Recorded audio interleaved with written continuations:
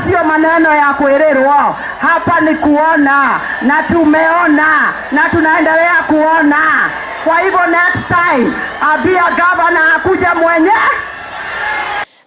Mheshimiwa Alice, ningetaka nikuhakikishie na nikuelezee ya kwamba gavana wa Kiambu Dr. Kimani Wamatangi si muoga, na sisi wote tunajua hayo ya kwamba Dr. Kimani Wamatangi si muoga, na tunataka kuomba ya kwamba hii isiwe mkutano wa siasa.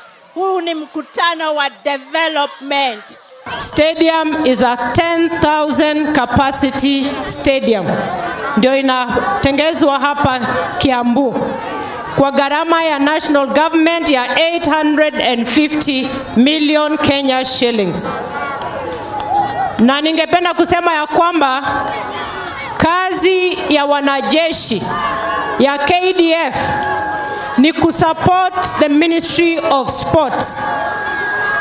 Kazi ya KDF ni kusupport Ministry of Sports, na kazi ambaye itatokana na huu mradi, kazi ya mjengo, kama ni kupika chakula hapa, itawafaidi watu wa Kiambu fika 100%.